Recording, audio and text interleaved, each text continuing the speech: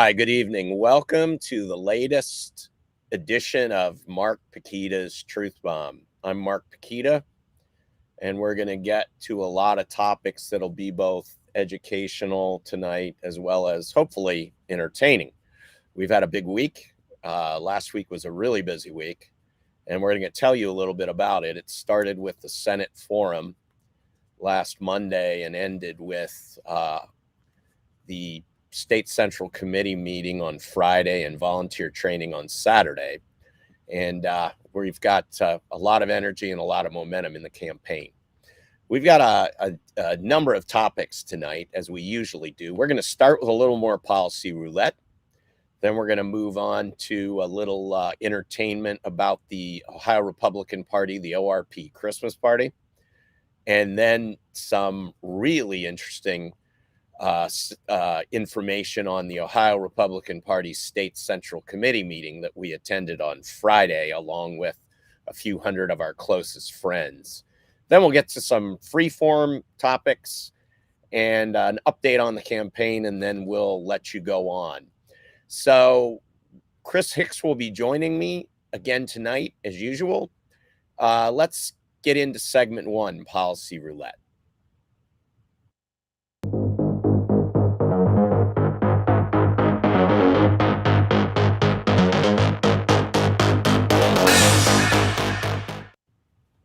Chris Hicks, the Oracle of Claremont County, Ohio. How you doing, man? Something in Claremont County.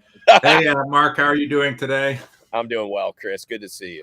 Okay, so I have, for those that might not have seen this before, Policy Roulette is a time when we go through a couple of Mark's 21 policy areas. There are chips for each area in a bucket that I have, and we've done 5 of them already. We're going to do a couple more here right now.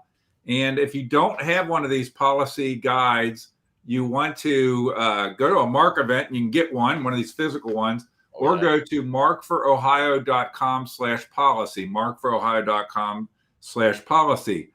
So Mark has a 7-point disrupt agenda, and then he also has his positions on 21 policy points or areas.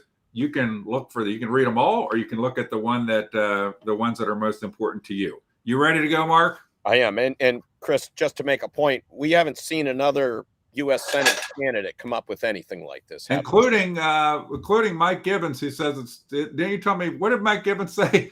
Share with people what Mike Gibbons said about policy right now in this About a month and a half ago, he said it's in front of a session we were at together. It's too early to talk about policy.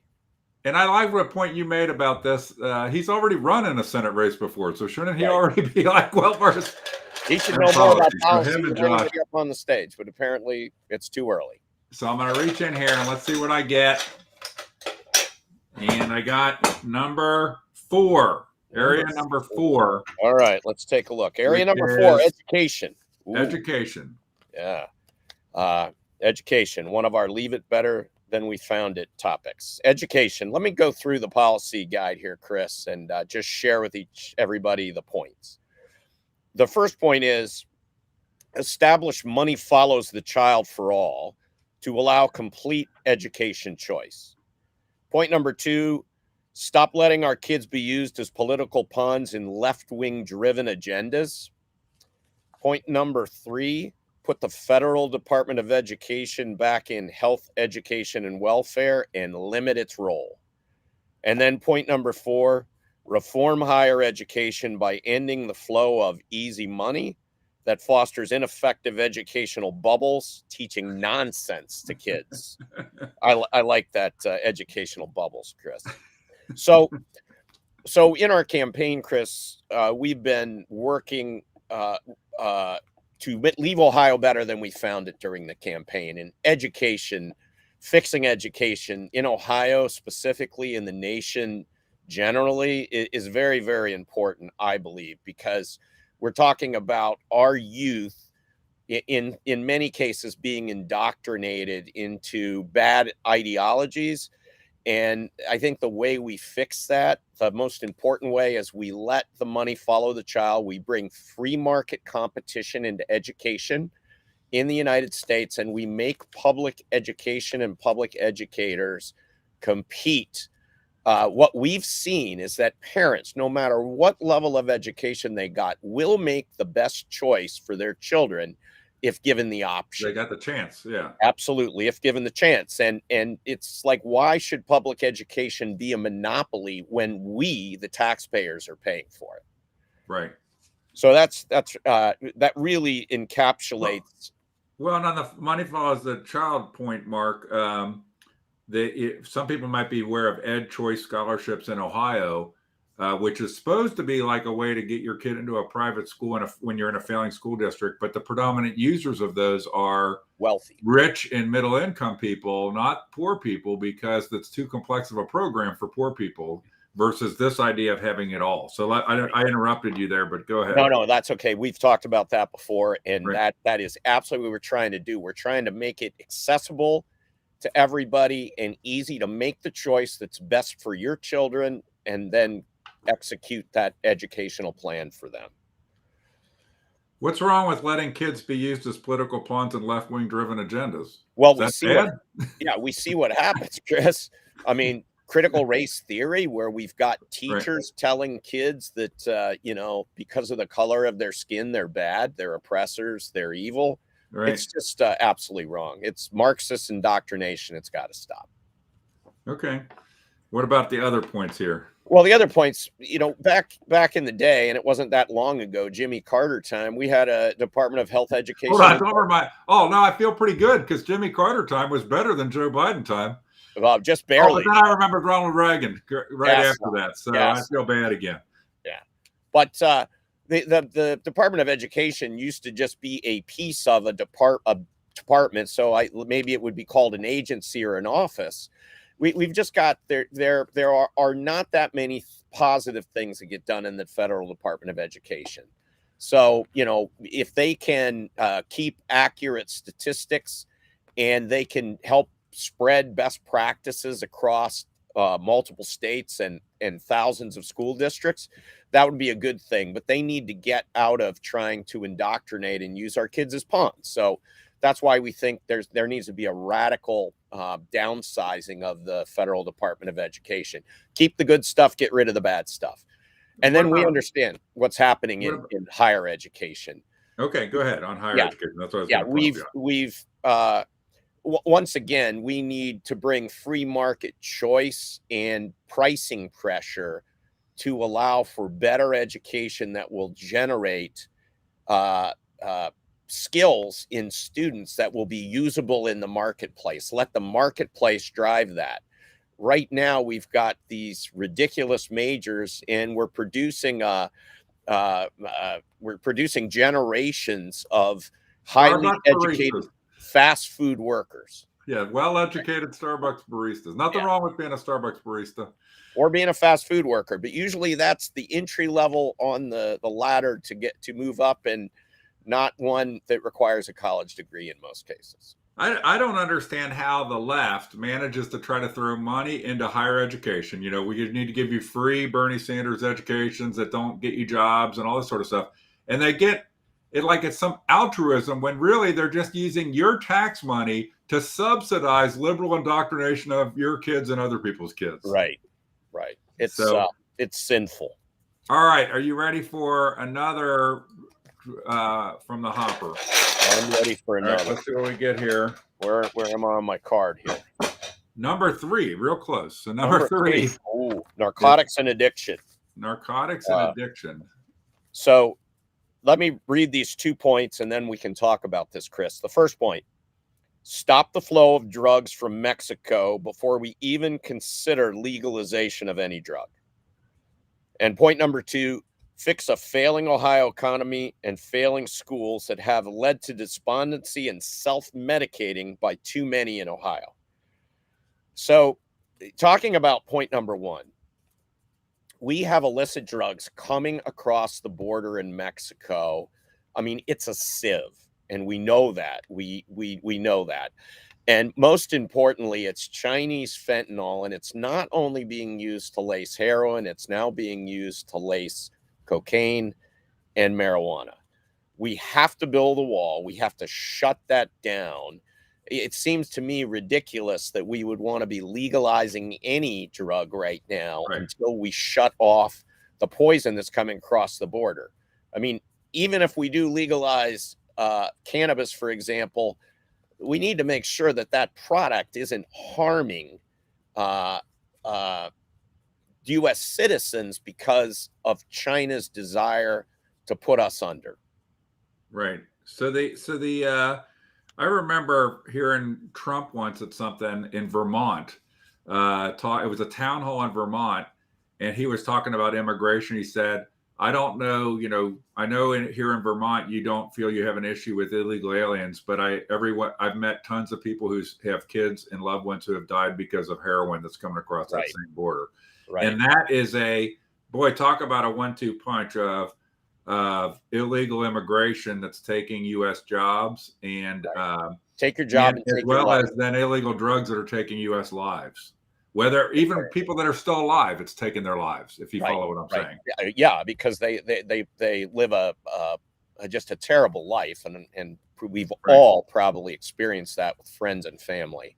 By the way, Mark, I just want to point this up. Your second point, I want you to elaborate on this fixing a failing Ohio economy. You and I were at the Christmas party, and we heard John Husted talk about or was it Husted or LaRose talking about the economy's on fire, like everything's perfect with the economy in Ohio. So yeah, I think it was Husted and let's Mike. Save that. So expand on your as it relates to narcotics and addiction point. Bringing jobs. So if we just look at the opioid problem in Ohio, the opioid epidemic, we are losing more people to overdoses now than we ever have. Mike DeWine has done nothing. He is okay allowing Ohio to turn into District 12 on the Hunger Games as long as he gets reelected. My new expression right now is that rather than be reelected, Mike DeWine should be investigated. He is not bringing a positive vision to life in Ohio. We have tremendous opportunity here, and we need to take a positive vision to people, get good paying jobs, bring industry and manufacturing back to Ohio so they feel that they've got a purpose and they've got a path to better their lives rather than self-medicate, which is why they start on the opioid treadmill. Well, you've heard me say before, I feel like as a lifelong Ohioan that I don't know what we actually stand for in Ohio. What makes us stand out? Is it logistics because of our location? Is it water because we got a lot of water and industries that need water? Is it energy because of fracking? What is the thing that actually we, are even our top three things that really are how we're differentiating ourselves that might cause people to want to move here and companies to want to locate here? Right. And on top of that, I mean, you named, I think, the three of my top 3 to 5 items.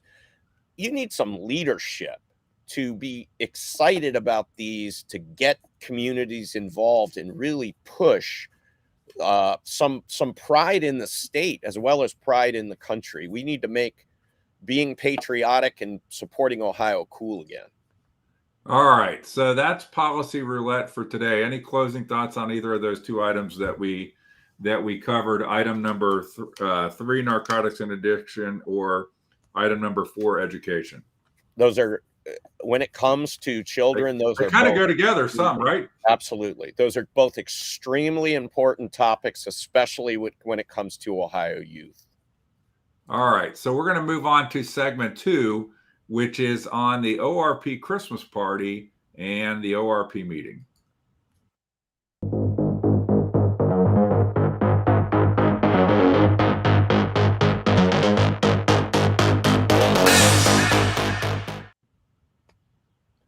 So the ORP Christmas party, the Ohio Republican Party Christmas party, was Thursday evening at the Nationwide Conference Center in Lewis Center, Ohio.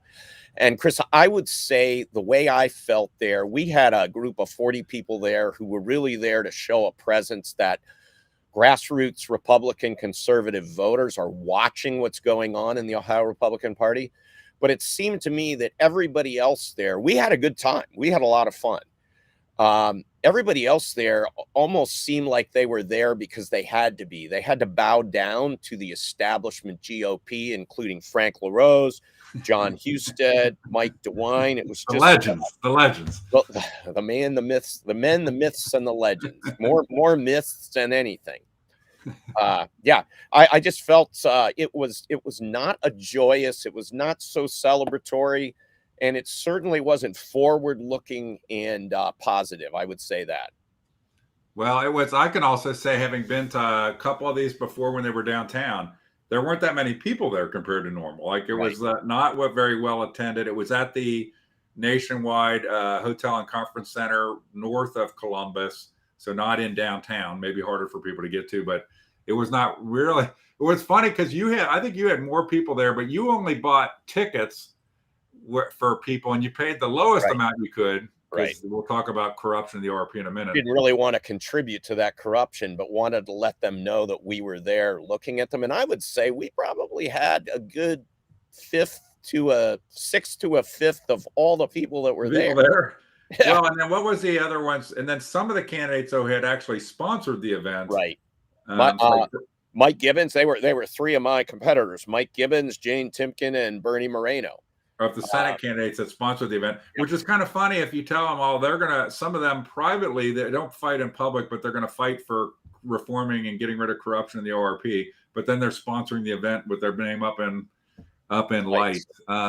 So one of the things that was, I thought, kind of exciting about the whole meeting, I'm going to throw up here, was that Pat DeWine talk. And I mean, I'm still like, I got goosebumps still from listening to Pat DeWine's talk. So I'm going to go ahead and play a little of Pat DeWine's speech for you. 23 seconds of Pat DeWine.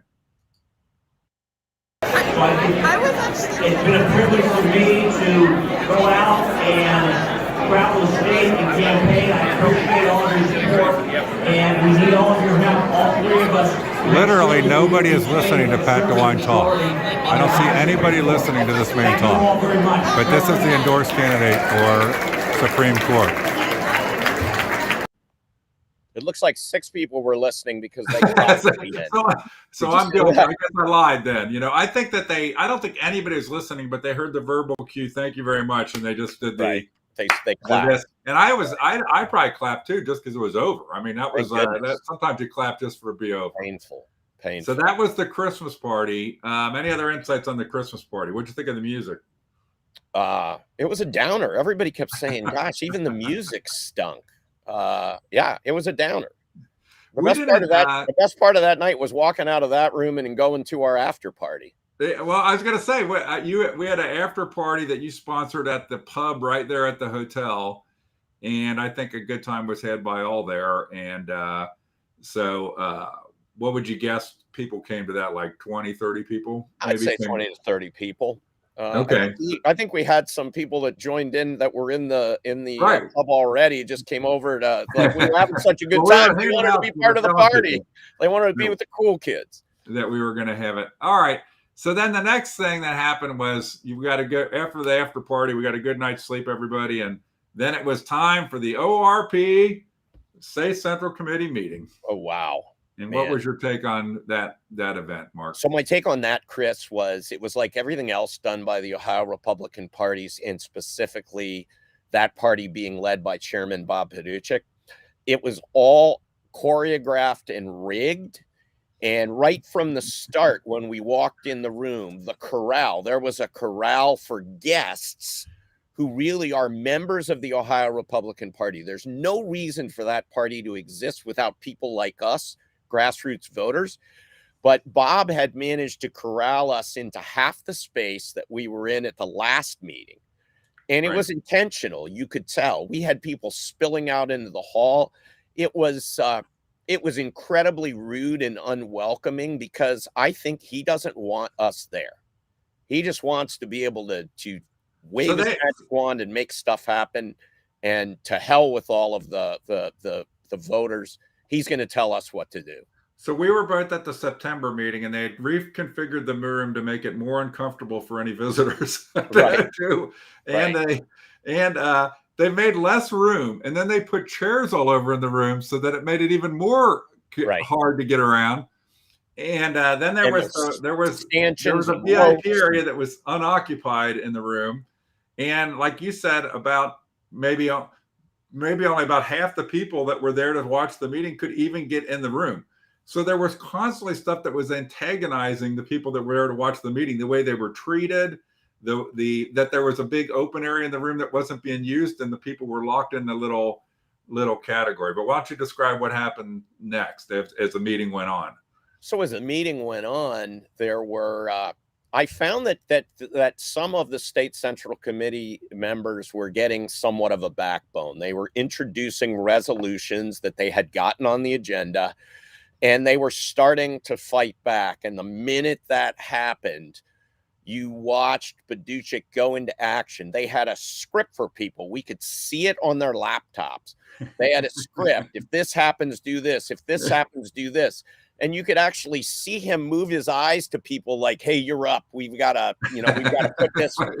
put this brush fire out." So hold on a second.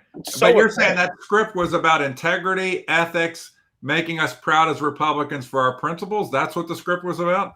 No, it was about the antithesis of those, the opposite of those. It was about control. It was about hierarchical, pushing things down on us. And eventually they called an end to the meeting with unnecessarily false pretense. Yeah, false pretense unnecessarily. And I think we have some video about that or stories about that. Yeah, so we had so I would say that the things that Bob Paduchek really stands against are any sort of financial standards or accountability. That's not adhering to bylaws. Following the bylaws. Yeah. That's out. Don't do that. Any sort of on the record vote. Is not Bob Paduchek. I call him no accountability. Baghdad Bob Accountability Paduchek is not Banana Republic Bob Paduchek. He's not for any of those things. He's totally against any of those kind of things. And as the meeting played out, it was I was actually impressed. There were people in the gallery. People would clap. They would hiss. It's when things were happening. But it was no worse than what it was in the September meeting. And actually, I think people should have been more upset than they were. Because what you were watching play out was so rigged. I wrote down here, they were supposed to have 5 items on the agenda of resolutions. And every one of them, they had a concocted plot to make sure it did not get any fair consideration. And the first one was that there should be a real financial audit of the ORP. And that not only did they not consider that and tabled it, they actually kept conflating and trying to confuse their own members. So Baghdad Bob or Banana Republic Bob is perfectly okay with trying to confuse his own members of the State Central Committee. Some of them want to be confused, I think, because now they say, "Oh, we're going to have a review." Well, a review is not an audit, and they kept conflating the terms. Second resolution was about restoring the committees. People might not know, but Baghdad Banana Republic Bob Paduchek, he unilaterally kicked everybody off of committees of the Ohio Republican Party that had any. If you dare mention integrity, you're kicked off the committee.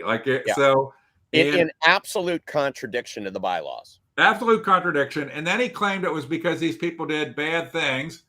And certain ones of them did bad things. And then there were wasn't there 2 or 3 of them that were like, "I never did any of that stuff. Why'd I get kicked off of committees?" Right. It was pathetic. And by the way, Mark mentioned this.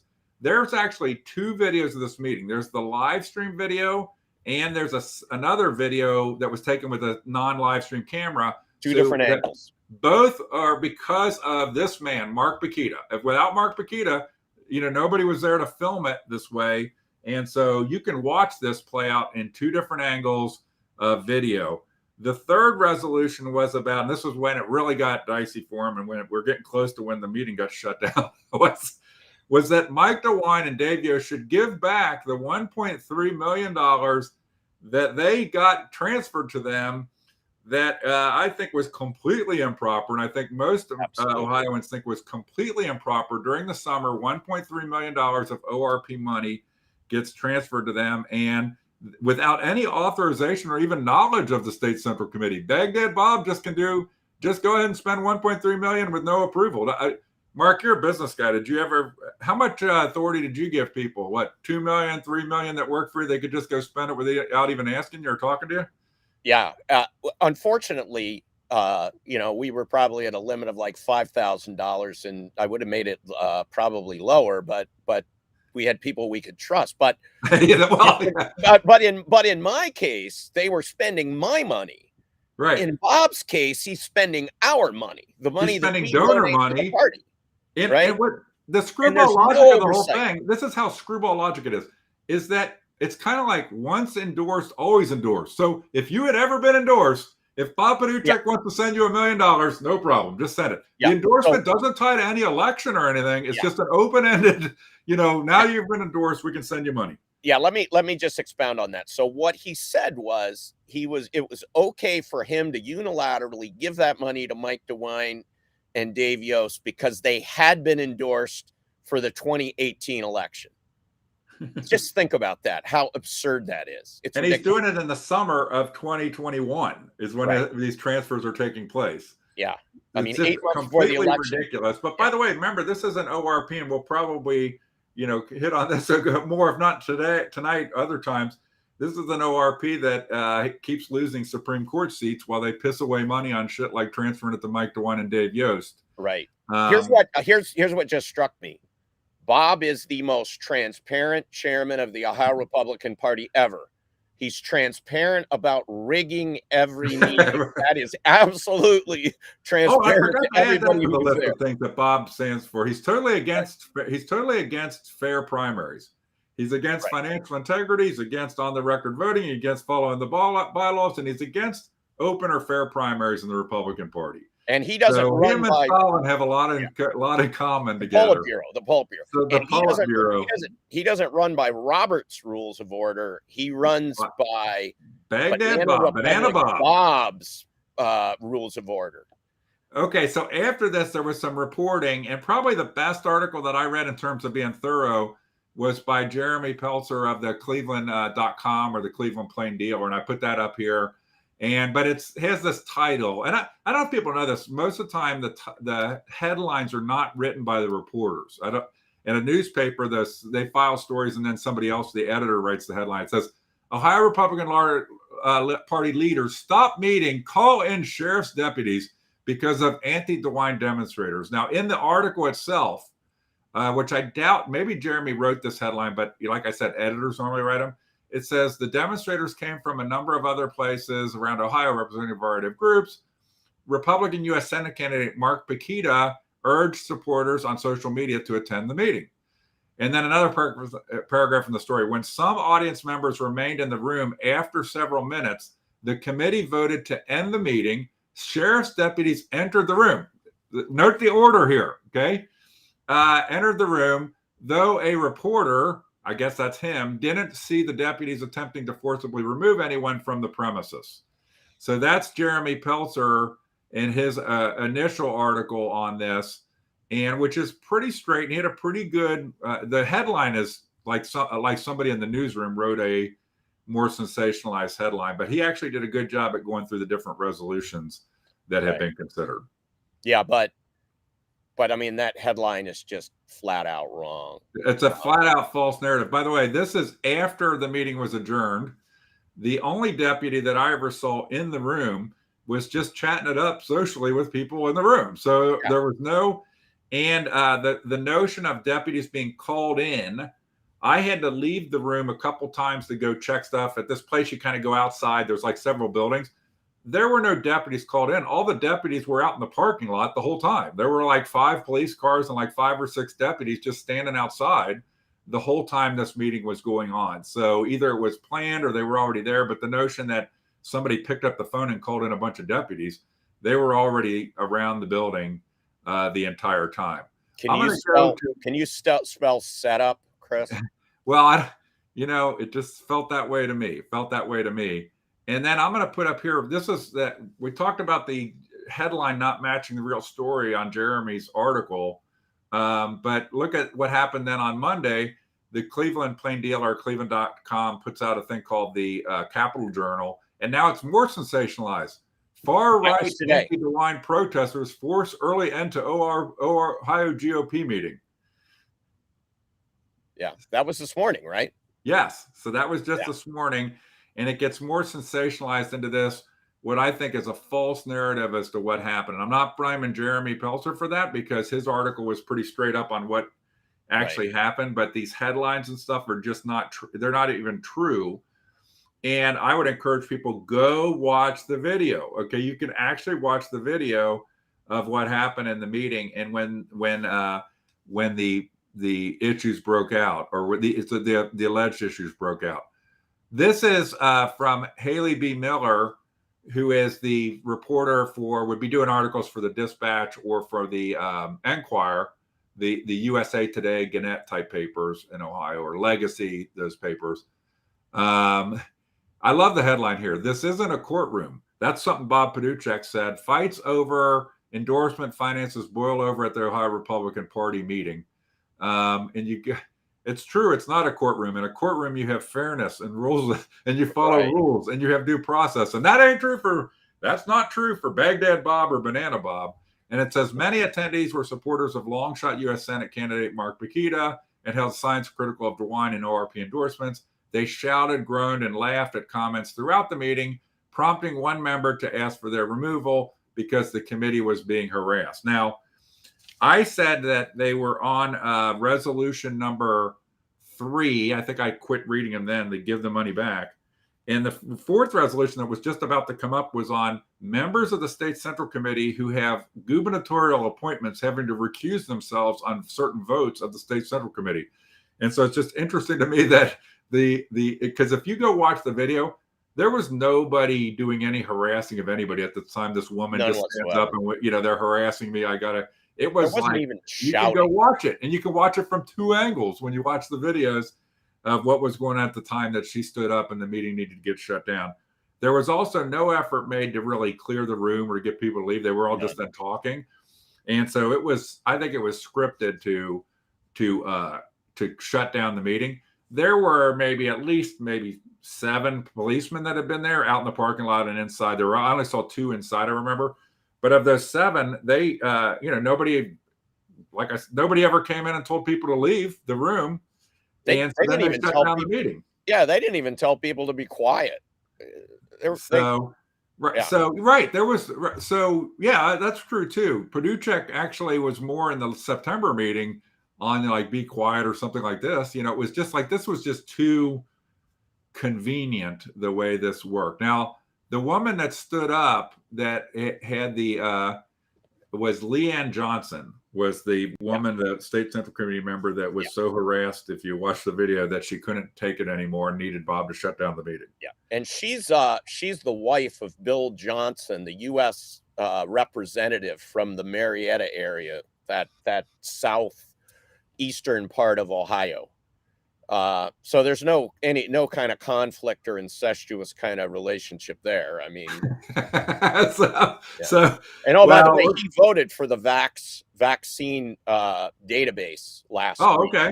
Yeah, so he's right in line with what conservative Republicans want. Surveillance vaccine database to track you. Surveillance society. That's one database I will. For your own safety. It's for your own safety, Mark. Yeah, I will not be in that database. So that was anything else? Any closing thoughts on the State Central Committee meeting itself? Well, what I would say is it's going to get better because we're going back on February 4th, assuming Baghdad Banana Republic Bob Paduchek doesn't find a way to not hold that meeting. And we need to put him on notice. Yeah, we need to put him on notice that there needs to be more space for guests. Right. I saw people crossing out guests and putting member on their name badges. He needs to understand that these people are members, and he works for them, not the other way around. And it is a true statement. People that show in their voter database as Republicans, they are the Republican Party. And that means you vote in Republican primaries. But that's great. We'll have to make up stickers next time to put over your badge, where they give you a badge that says guest, Mark or Chris Hicks guest, I can put a sticker over that says member. And of the party, of the Republican Party. So it was, I think, a unique experience, and we'll see what happens. The bylaws, it's just worth noting, not that Bob Paduchek cares anything about bylaws. It's clear that he doesn't. Bylaws. But the bylaws actually state that the meetings are public. The bylaws of the party state that the meetings are public. And during the COVID lockdowns, they had the meetings via Zoom. So I was just talking to somebody that was afraid that Baghdad Bob might try to do it via Zoom in order to prevent the public from being able to be at the meeting. But I don't know whether that's right or wrong or indifferent. I hope he doesn't do that. But if he does, that'll also allow thousands of Ohioans to watch what happens and for there to be a permanent record, not because you recorded it, but because the party itself recorded their own meeting to see, so we could see just what clowns these are. And one last point I want to make, and then I'll turn it over to you for a closing thought on this, is they have a Zoom meeting for the state central committee members who are not present in the room. So they're on a Zoom meeting. Why don't they make that Zoom meeting live stream so then anybody can listen, just like those state central committee meetings? These people could care less about transparency or an engagement. Chris, and if we let, go ahead, Mark, I'm sorry. I already told you, you're using the wrong definition of transparency. You're using the typical Webster's definition. You've got to use Baghdad, Banana Republic Bob's definition. I tell you, if we don't, if we let, and I'm 56, but if we let people our age, you're a little older than me, a few years older than me, but if we don't get in our heads that we've got to figure out how to engage the general public, people of all races, people of different creeds that want to be part of positive reform and agendas, we're going to die out eventually. And these people could care less. It's about their personal power and control, not about the long-term viability of the Republican Party. Their actions are forcing people out of the party, not drawing people in. It's an absolute shame. So we're going to go into freeform now, which I think you're going to talk about the State Central Committee and some of your plans around How do we fix some of this now?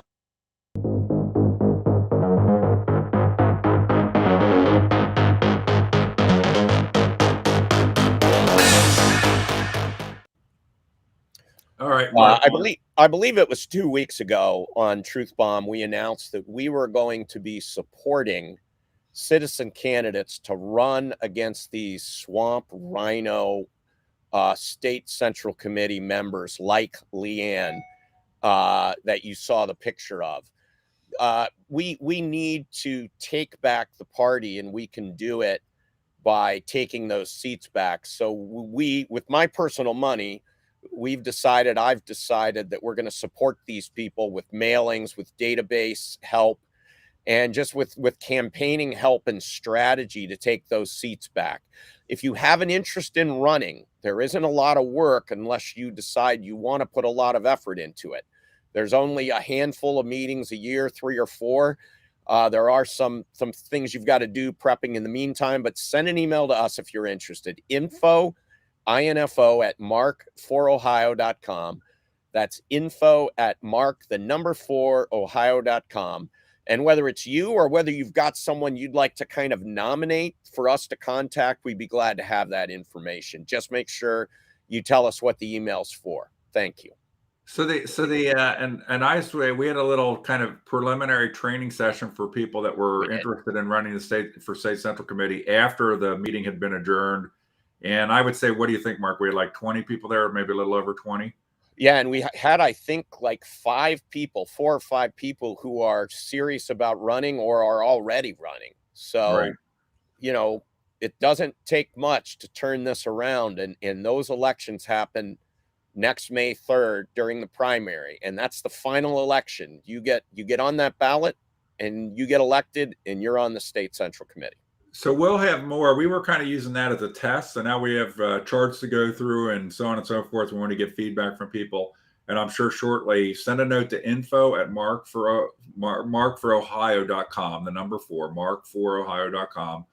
And if you're interested in this, and I'm sure we'll have something more formal now that we've done a test run with people on State Central Committee. It's the way we take our party back. Let's go into a campaign update.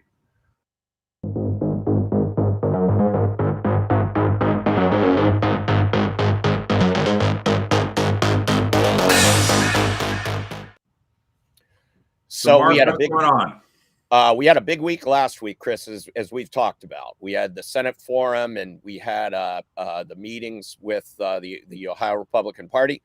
And then we had a big training day on volunteer training day on Saturday. This week, we start off this week with Truth Bomb, and then we've got a meeting with the Republican Club in Delphi Township in Cincinnati tomorrow. We've got our regular Wednesday noon Zoom call for anybody that, unlike Bob, anybody's welcome. Unlike Baghdad Bob, Baghdad Banana Republic Bob, anybody's welcome to that. Just go to our website and you'll see how to sign up. You can come on, ask me questions, hear from me. Let me know how you feel. Totally transparent and wide open. No rigging there. Then we're in Steubenville on Thursday night. I'm really looking forward to that because we had to move that meeting a few times because of other campaign events that came up that were beyond our control.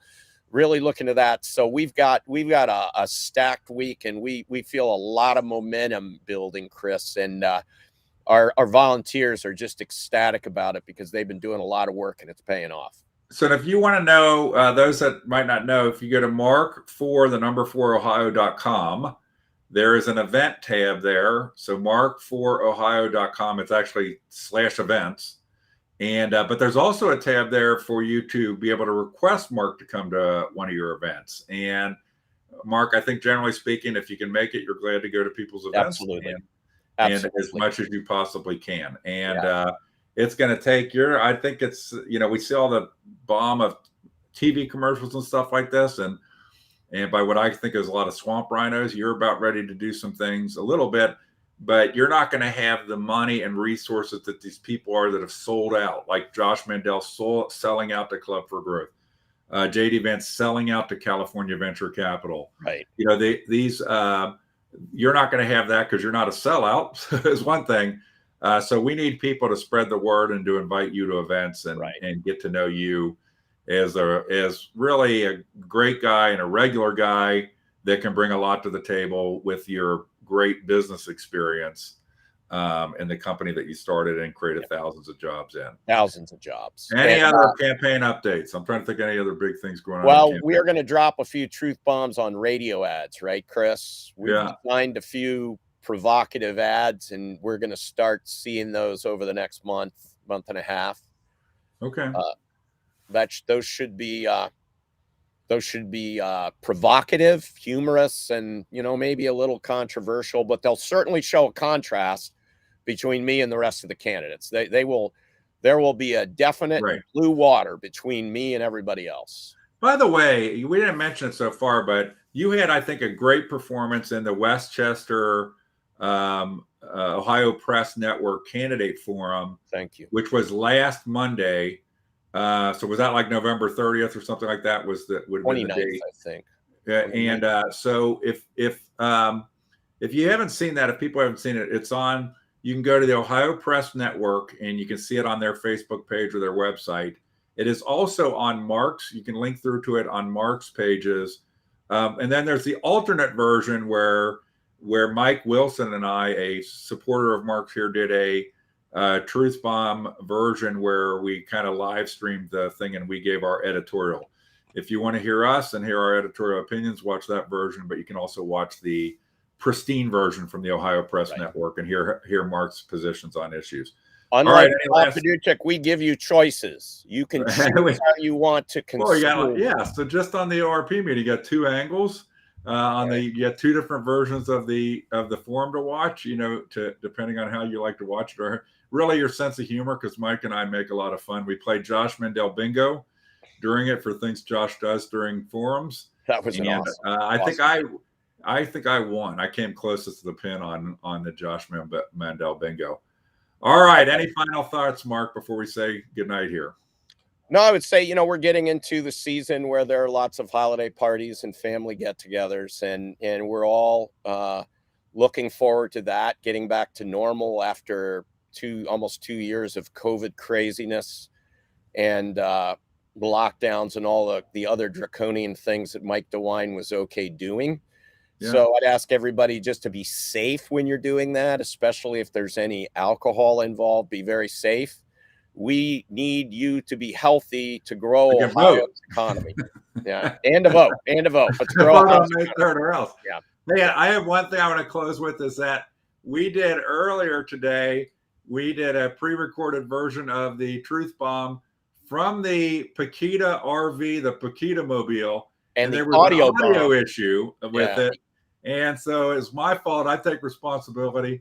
And so there we are in the we're going to do this again, right, Mark? We're going to figure out, we're going to get it fixed. That there was an audio issue. Yeah. So we just redid it. And by the way, Mark, unlike Banana Republic Bob Paduchek, is a man of integrity. Even the policy things I drew, we had drawn 2 and they were different ones. We put them back when we did it earlier. So we put them back in the hopper and he gets what he gets when we draw them out. So thank you, Mark. Thank you, everybody who has joined. Thanks to all of you out there. And tell your friends about the Truth Bomb. So tell your friends about the Truth Bomb and about Mark Pukita. Thanks, everybody. God bless.